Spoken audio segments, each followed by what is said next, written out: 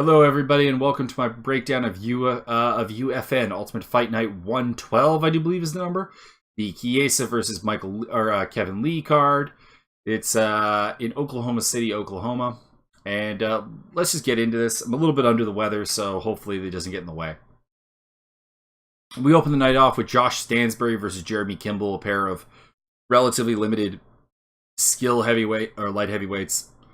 They're also, to be honest, a little bit small for the division, not particularly athletic, which I think is a case that this is pretty much the bottom of the division in a lot of ways. This is the problem when you're on a web page doing your recording. My apologies, but anyways, Stansbury versus Kimball. Going with Josh Stansbury very submission. His skill set lines up right with the direct deficiencies in Kimball's game, which is submission grappling and wrestling. He should be able to put him on his back, should be able to get the sub. Kimball will be the better striker of the two, but he's not necessarily the most powerful striker, despite the 71% KO ratio. It's more of an attrition thing, and I don't think Stansbury will give him the chance to apply that. Tony Martin versus Johny Case. I got Tony Martin.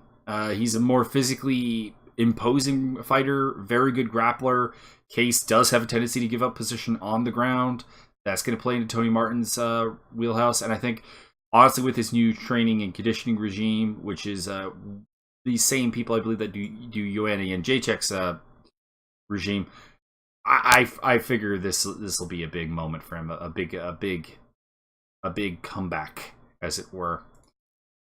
Jared Gordon, Michael Quinones. I've broken down this fight before, and as a result, I'm not going to really do it here. I've got Gordon by decision. Darrell, Horcher, Devin, Powell. I've got Darrell, Horcher by unanimous decision. Devin Powell is kind of bottom of the barrel in almost every regard in the UFC, except for heart and toughness. He's a very tough guy. Very much makes the most of what he has. But what he has is a not particularly technical game and not a particularly good athletic game. In fact, I think one of the lower down athletes in the lightweight division, to be quite honest. He's it's kind of really all there is to say about that. I mean, he's got a good killer instinct. He takes advantage of what you give him, but Horcher is really a better fighter than probably people realize. He is coming off of a long layoff that I think involved a motorcycle crash, so there's always questions about that, but Horcher by decision, and only because Powell is so damn tough, seems like a legitimate option. Carla Esparza versus Marina Moroz. Carla Esparza, I think, is an unduly hated fighter in a lot of ways. I think she came off badly on the tough season with the 115-pound women. And she did. She came off as a bitch. And then she got destroyed by Johny and Jacek, and I think people are basing a lot off of that performance going forward, which I think is probably incorrect. I think she's still one of the best wrestlers in the division. Her stand-up is not good, but she only needs it to set up takedowns. Moroz is there to be taken down, and Moroz's general weapon is the ground game, to be honest. So this is a perfect matchup for Esparza to get back in the winning column and hopefully not have the problems that she had with Randa Marcos. But moving on, really, quite possibly the most interesting fight on the card is Vitor Miranda versus Marvin Vettori. In Vettori, you have a guy who's got a lot of athletic gifts. I'm really impressed about what he can do moving forward, but I think he needs that wake-up loss where his tendency to be willing to fight you where you want to fight and not necessarily what's good for him is at some point going to catch up with him. I think it's this fight. Miranda is quite difficult to take down, and Vettori's takedown game for a guy who relies a lot on grappling is not the best. He does have a stand-up game. He's by no means a one-dimensional grappler, but Miranda's stand-up game is better, and he should be able to brawl his way to victory, although that loss to Chris Camozzi does really make me question how much Miranda's got in terms of actual UFC run. But I'm going with Miranda. But this should be a good one. This one's very interesting. Clay Guida versus Erich Koch. I'm going with Clay Guida because Erich Koch is solidly in the I can't trust what you are camp. He's been injured so much over recent time. We're talking a time period of years that I just cannot trust him to deliver at any real high level. So I do have to go with Clay Guida to defeat Erich Koch. Speaking of I can't trust, Dennis Siver versus BJ Penn, two guys I don't trust really to win a fight, which is why it's painful to just look at this fight. I mean, this is the type of fight that you put BJ Penn in, to be honest, at this point in his career. The problem is that BJ Penn, unlike a lot of other faded veterans, I don't think ever acquired a concept of how to fight down athletically. A prime BJ Penn is a much better athlete than Dennis Siver, prime or otherwise.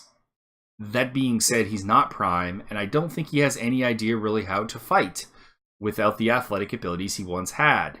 And that's why I can't pick him. I cannot pick him against really anyone that is UFC caliber. Even a washed-up guy like Dennis Siver. So I've got Siver by... I could see it going the distance. I could also see it ending in a TKO. It's just... Yeah, I don't want to see BJ fight anymore. And BJ Penn at 145 has never been something to get excited about. It's really more of a depressing fight than anything else. Tim Means versus Alex Garcia. Alex Garcia is the tri-star fighter who really shouldn't be a tri-star. What I mean by that is he's kind of an aggressive banger. It's what he wants to be. It's what he's probably best at doing, and tri-star doesn't really let him do it. They're very big on fighting a disciplined game, and I don't think it's congruous to him having a lot of success, because his best success has been when he gets bangy, basically. But against Tim Means, you don't really want to go that route. Tim Means is a dangerous guy.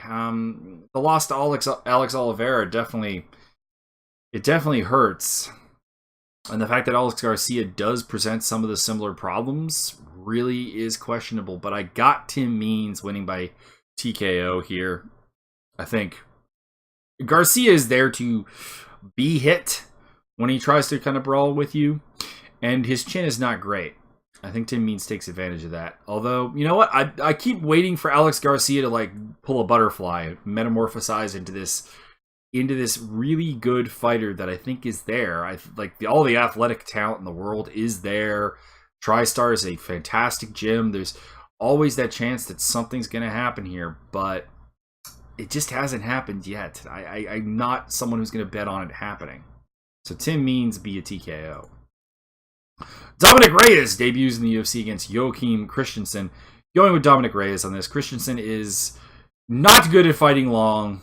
He fights tall, and that means he comes in close despite his, general reach advantages. And I don't even think he really has a reach advantage over Reyes. And Reyes, as much as I have great questions about whether he truthfully has a long run in him, whether he's going to be able to adapt to fighting a higher level of fighter, Christensen is not really that guy.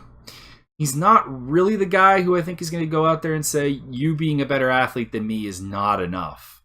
And Reyes, I got him by TKO here. He's really explosive. He's the guy who had the fight where he tried to hit the guy, and the guy backed up with did the no, and then Reyes just kicked him in the head and then went, yes.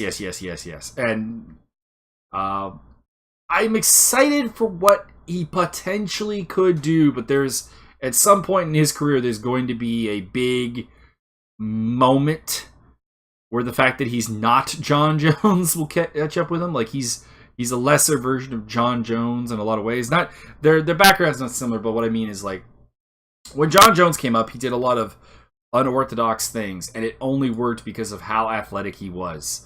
And a couple of fighters have tried being kind of the John Jones since, and Reyes is kind of the most recent in that mold. And at some point he's in for a rude awakening. I just don't think it's against Joachim Christensen. Felice Herring versus Justine Kish. Justine Kish is really been very underwhelming.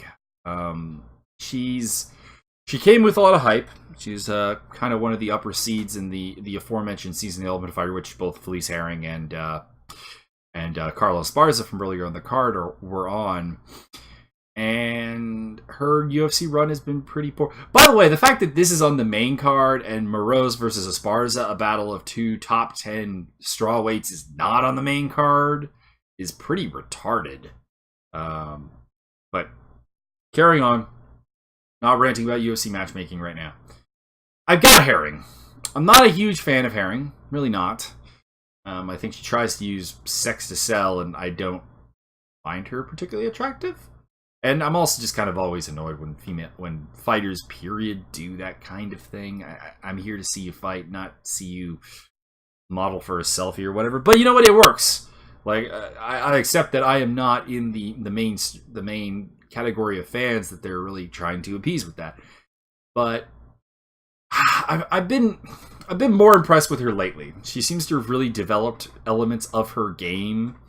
Finally, I've been waiting for this for like a long time, and I think it's finally actually occurring. So I've got Felice Herring winning a decision because I'm starting to see her as something more than just a gatekeeper. And Justine Kish was really unimpressive in both of her fights. I thought she lost to Nina Ansaroff and did not do as well as she should have against Ashley Yoder. Tim Boetsch, Johnny Hendricks. Going with Johnny Hendricks. With Johnny Hendricks, there's always this risk that he'll fall off at any second. Like he's a fighter who doesn't seem very mentally into this. But not cutting weight might be a good thing for him. Or cutting much less weight, I should say. He's still cutting weight. But much less weight by going up to middleweight. And Tim Boetsch is really a perfect matchup for him in that regard. Someone who's going to be a worse wrestler than him. Not notably so, and I think the size will allow Boetsch to stop some takedowns, but I foresee Hendricks being able to get takedowns, being able to hit Boetsch, because Boetsch is a very hittable fighter, and Hendricks' chin still is there. That's the one thing that we can definitely say. And Boetsch's patented come-from-behind offense probably won't come in this fight, so I got Hendricks by decision. Michael Chiesa, Kevin Lee. This has become a surprisingly heated fight, to be honest. I've got Chiesa. I'm going to have Chiesa against anyone like Kevin Lee, who is probably a little too cocky, probably a little too arrogant about their wrestling game. You can tell about how he talks about other wrestlers.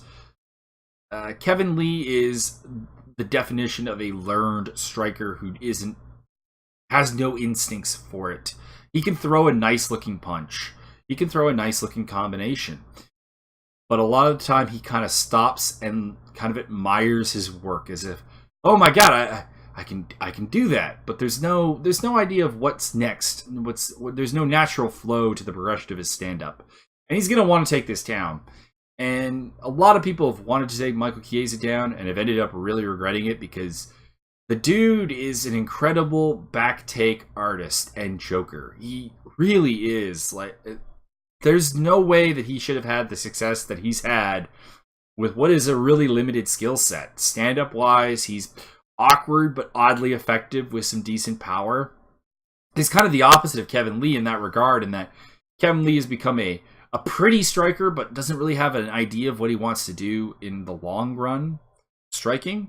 Chiesa is an ugly, janky striker who oddly actually does know what to do with his odd, janky striking. I don't really know what to make of it. But got Chiesa via submission at some point. I just think he gets the back and he chokes him. I think Kevin Lee is still vulnerable to having that happen to him, but Chiesa's head, I don't know how in the game it is. He took great offense to what seemed like an innocuous comment about his mom that has set him off the deep end. I don't know if this is a game he's playing where it's like, okay, this is how I get popular or whatever. Maybe it is, but I've got him to win the fight. Anyways, it's a pretty good card, actually. It's pretty solid. I'm looking forward to it. Not a lot of divisional relevance. I think Chiesa Lee has divisional relevance, but aside from that, I guess the most relevant fight divisionally is Esparza Moroz. We got some good prospect fights, bringing Reyes in, bringing Quiones in, those are the two big ones. And Johnny Case versus Tony Martin is kind of a battle of prospects that have fanned out a little bit. Miranda versus Vettori is a really good fight. There are two fights on here I have no real interest in. That's the Koch Guida fight and the Siver Penn fight. They have no real meaning, and I don't think they'll be particularly good fights. So anyways, that is UFC 112. or not UFC 112, UFN 112. I hope you enjoyed, and I hope you enjoy the fight card as well.